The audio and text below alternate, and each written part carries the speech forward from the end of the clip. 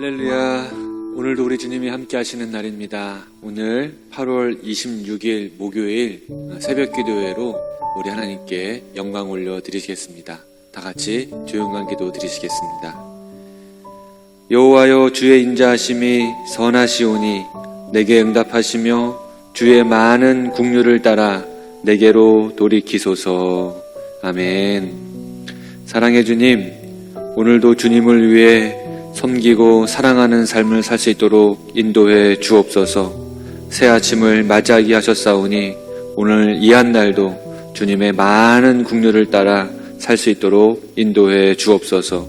우리 주님의 도우심을 간절히 바라오며 예수님의 이름으로 기도합니다. 아멘. 우리가 예수님 믿고 살아가는 것이 굉장히 귀합니다. 신앙생활이 정말 귀해요. 믿음이 귀한 것이죠. 여러분의 믿음은 안녕하신가요? 현대사회와 같이 과학이 발달하고 이성과 합리주의가 만연한 이 시대에 믿음을 가지고 살아간다는 것 쉽지가 않습니다. 몇 해 전 문명을 달리한 천재 물리학자 스티븐 호킹이 이 자연은 어떤 신적인 존재가 있는 것이 아니라 물리법칙에 따라서 우연히 자연적으로 발생한 것이라고 말하면서 신의 존재를 부인했거든요. 이 논리를 따라가는 사람들이 굉장히 많이 있습니다. 믿음을 갖고 살아가는 것이 힘겨운 것이죠. 코로나19 방역에서 우리 교회가 최선을 다함에도 불구하고 이 방역이 뚫릴 때마다 교회의 책임을 묻는 목소리가 많이 있습니다. 교회는 억울하죠. 연초에 설문조사가 있었습니다. 교회가 예배나 모임 등을 자제하고 감염 예방 수칙을 준수하는 등 정부 방역 정책에 잘 협조하고 있느냐에 따른 이 설문조사에 교회의 91%가 협조하고 따르고 있다고 응답을 했거든요. 하지만 사회에서는요, 13% 정도가 그렇게 하고 있다고 여기고 있다는 조사 결과가 나왔습니다. 교회가 최선을 다해서 방역 정책을 따르고 있음에도 불구하고 사회적인 인식은 전혀 그렇게 인식하고 있지 않다는 거죠. 억울한 교회의 입장입니다. 마찬가지로 교회에 다니면서 예수님 믿고 의지하는 것에 어려움이 있어요. 억울하고 속상한 일들이 신앙인들에게 발생합니다. 우리에게 굳센 믿음이 필요한 이유입니다. 오늘 시편 기자는 고난을 당하고 있어요. 시편 기자, 우리가 지난 주일날 말씀을 들었듯이 깊은 수렁에 빠져서 헤어나올 수 없는 절망적인 상태에 있습니다. 눈이 빠지도록 하나님을 기다리고 있는 시편 기자의 탄식이 담겨져 있는 말씀이 오늘 우리가 대하는 말씀입니다. 그런데 문제는 이 시편 기자가 이 고난의 이유를 납득할 수가 없습니다. 나는 설 곳이 없는 깊은 수렁에 빠지며 깊은 물에 들어가니 큰 물이 내게 넘치나이다. 내가 부르짖음으로 피곤하여 나의 목이 마르며 나의 하나님을 바라서 나의 눈이 쇠하였나이다. 까닭 없이 나를 미워하는 자가 부당하게 나의 원수가 되어, 이 시편 기자는 이유를 모르겠고 억울함을 호소하고 있는 상황을 하나님께 탄원하고 있습니다. 더더욱 이 고난이 이해가 안 되는 것은 시편 기자가 허투루 살지 않았어요. 막 살지 않았습니다. 성실하게 살았고 정직하게 살았어요. 그럼에도 불구하고 고난이 이 시편 기자를 힘들게 하고 답답하게 만들고 있는 것이죠. 깊은 수렁과 같이 빠져나오기 힘든 고난이 남에게 해를 끼친 적도 없고 무엇보다도 하나님을 잘 섬겼던 이 시편 기자에게 찾아왔습니다. 왜 그랬을까? 왜 그랬을까? 잘못한 게 없는데. 성경에 남유다가 멸망해서 바벨론 느부갓네살 왕에게 예루살렘이 멸망하게 됩니다. 유대의 똑똑하고 총명한 소년들이 바벨론의 포로로 끌려가요. 그리고 이 소년들에게 갈대아 사람의 이 바벨론의 학문과 여러 가지 문화와 언어를 배우게 합니다.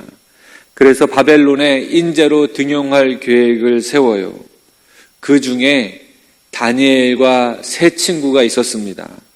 다니엘과 세 친구들은 자신들을 하나님의 사람으로 살아가기로 뜻을 굳게 정합니다. 믿음을 정한 것이죠. 하나님이 이 다니엘과 세 친구들에게 뛰어난 지혜와 능력을 더해 주셨어요. 그래서 이후에 다니엘과 세 친구들은요, 바벨론의 발전에 큰 이바지를 하게 됩니다. 하지만 다니엘의 세 친구들이었던 사드락, 메삭, 아벳느고는요, 하나님을 경외한다는 이유로 풀무불에 던져집니다. 다니엘의 세 친구는 느부갓네살 왕이 세운 금센상에 절하지 않았기 때문에 이 풀무불에 던져지게 돼요. 여러분, 다니엘은 어떤가요? 하나님에게 뜻을 정하고 신실한 삶을 살아갑니다. 또 자기가 맡은 역할을 최선을 다해서 감당해내요. 하지만 이렇게 하나님의 은혜로 살아가는 다니엘이 그것이 빌미가 되어가지고 굶주린 사자굴에 던져집니다. 다니엘이 잘못한 게 뭐가 있어요? 단지 하나님을 열심히 섬기고 성실하고 정직하게 살아온 것밖에 없습니다. 그런데 다니엘이 사자밥이 되게 되었어요. 여러분, 우리 주 예수님은 어떻습니까? 죄가 없으신 분이시잖아요. 우리를 구하시기 위해서 하나님의 어린 양, 순결한 어린 양으로 오셔서 하나님 나라를 전파하시고 병든 자를 고쳐주시고 귀신을 내어 쫓고 천국 복음을 선포하시는 우리 주님이 그렇게 하나님의 사랑과 뜻을 전하고 실천했던 것 뿐이었는데, 법이 필요하지 않으신 우리 주 예수 그리스도가 빌라도 법정에 서게 되고 십자가형을 언도받게 됩니다. 빌라도가 난처해하기도 하죠. 예수님 처형할 이유가 없는데 십자가형을 내려야 되니까.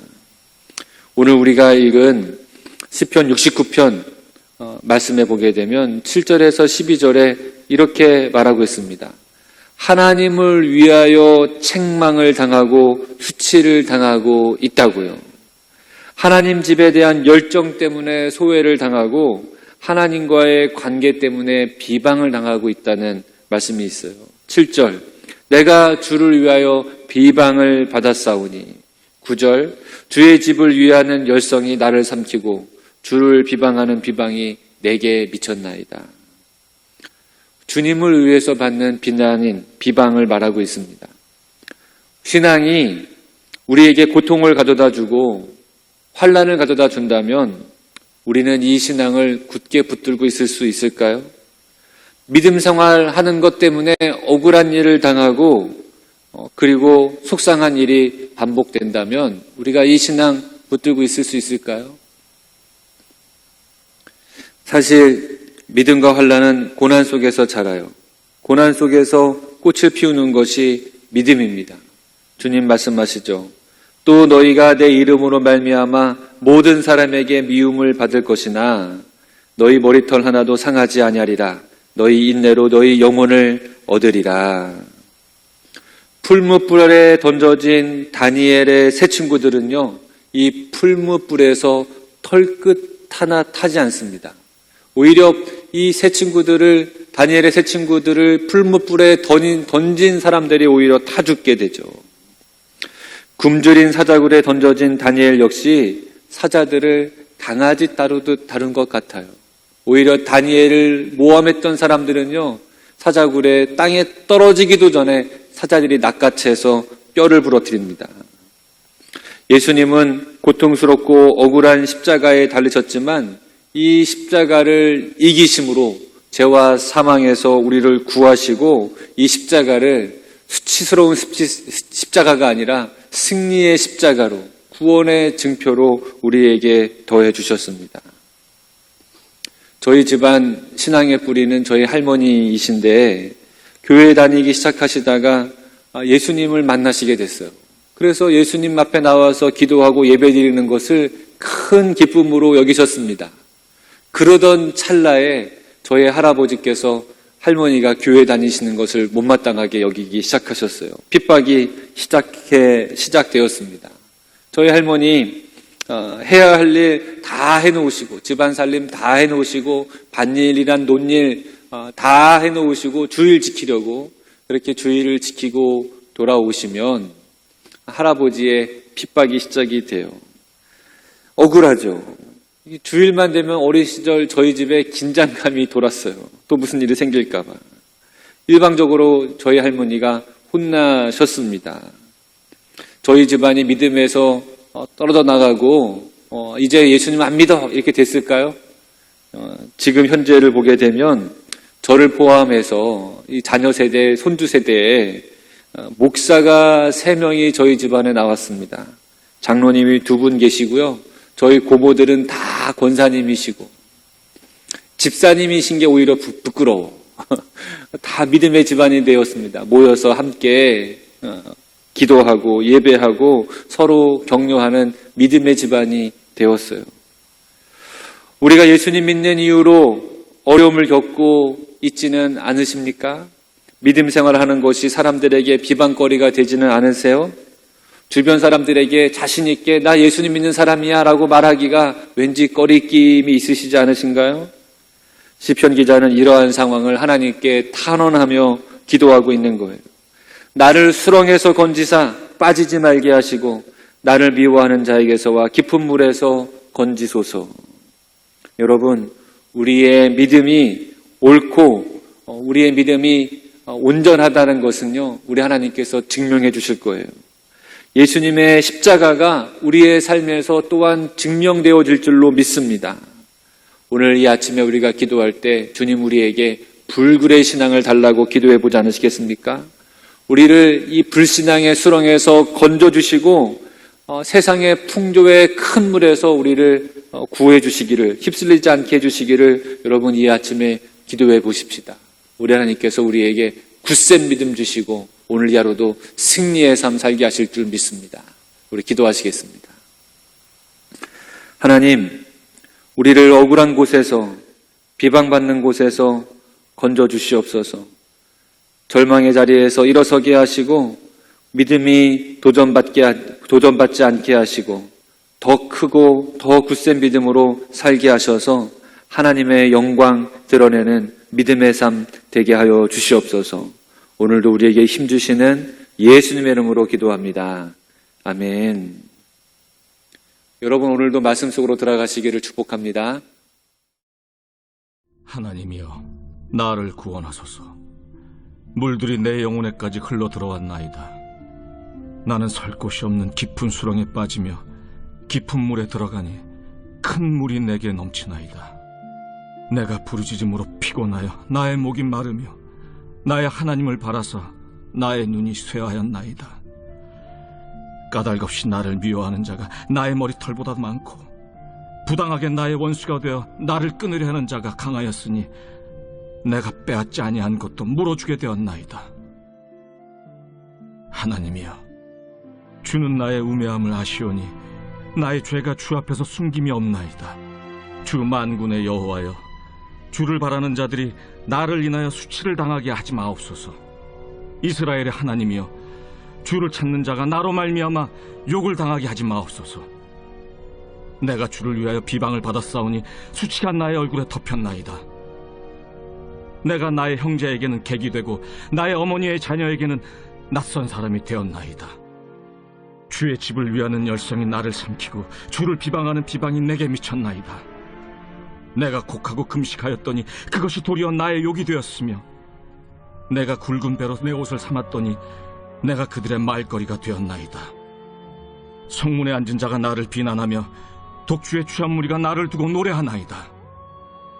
여호와여, 나를 반기시는 때 내가 주께 기도하오니 하나님이여, 많은 인자와 구원의 진리로 내게 응답하소서. 나를 수렁에서 건지사 빠지지 말게 하시고 나를 미워하는 자에게서와 깊은 물에서 건지소서. 큰 물이 나를 휩쓸거나 깊음이 나를 삼키지 못하게 하시며 웅덩이가 내 위에 덮쳐 그것에 입을 닫지 못하게 하소서. 여호와여, 주의 인자하심이 선하시오니 내게 응답하시며 주의 많은 긍휼에 따라 내게로 돌이키소서. 주의 얼굴을 주의 종에게서 숨기지 마소서. 내가 환난 중에 있사오니 속히 내게 응답하소서. 내 영혼에게 가까이 하사 구원하시며 내 원수로 말미암아 나를 속량하소서.